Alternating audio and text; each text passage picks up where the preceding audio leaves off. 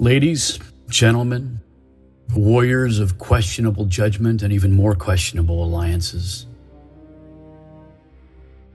welcome back to the greatest conflict ever waged on cardboard terrain. Once a year, while the nation turns its eyes to the Super Bowl, we gather for something far more consequential.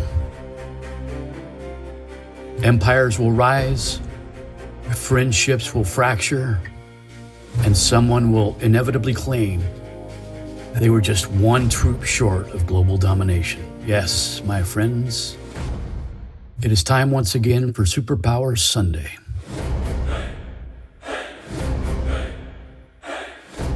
Again, welcome. But before we begin, let us recognize decades of uninterrupted tradition and honor the legends who shaped this battlefield during this time. Since 1969, the family bond has been claiming titles and closing ranks, as they always do. Though whether that helps or hurts them remains a matter of historical debate. In the 1970s and throughout the 1980s, the general and his Masella clan carved their doctrine into the rule book itself. And rest assured, it will be observed today. In the 1990s, when Ruderman's Yellow Army reigned, the dice trembled, and his single-dyed defense claimed legendary status. More recently, Kyle, the COVID king, has returned from quarantine to reclaim his territories and account for those lost in battle. You see, Kyle is very good at accounting for things. The gold standard for cunning and deception is embodied in three-time champ General Goldberg. He will bring the whole 9 yards, which is 8 more than most of you will muster. Metalhead Stan is now across the pond, but rest assured that he has tuned his guitars and his army for his mosh pit of destruction. And of course, Gentleman Jim and the magnificent Steve Morin have plotted quietly, smiling politely, and preparing to ruin someone's afternoon with a single well-timed card trade, uncanny in their ability to rarely get TP.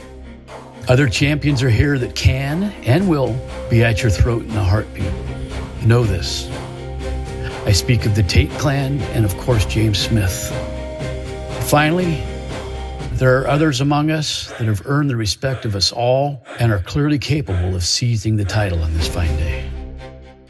Now, a few reminders before we begin. If someone yells wild card set, someone needs to ring the bell, and you will ring it with honor. If someone shouts win from the hills, you will accept your fate. If anyone attempts Gertzing, well, Gertzing will be punished. Touching another's armies, unless instructed to do so, is strictly forbidden. Common courtesy if you think about it. These foes you meet today are expert puppet masters and code breakers. As such, they recognize and use what might be thought of as innocuous phrases such as, "How's your brother Dennis?" or "in the chute." Be aware of this. By the way, in the chute can have a double meaning, so context needs to be observed. No suggestion of strategy, nor any overt or covert alliances will be tolerated, except in the case when pleading for your life. Doing so is in fact urged as the honorable thing to do when the attacking opponent might not recognize how ill-conceived their move is. In this case, the phrase "throwing me away" is often used as a way to communicate to all that doesn't suggest any particular strategy.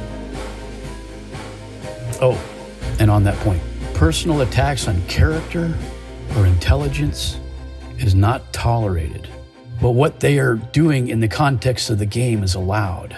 For instance, you can't call a person stupid, but you can say what they are doing is. That's stupid. Today, you will bluff, you will betray, you will swear you're not attacking anyone right before you attack everyone. And when the dust settles, only one of you will stand victorious, basking in the glory of what will be a year-long reign. So steel your nerves, ready your dice, and prepare your excuses. And as always, the ancient creed stands firm. Better dead than red. So by the power vested in me as your host, your admiral, and maybe the only person other than Metalhead who actually read the rulebook in French, I hereby declare the annual Superpowers Risk game commenced.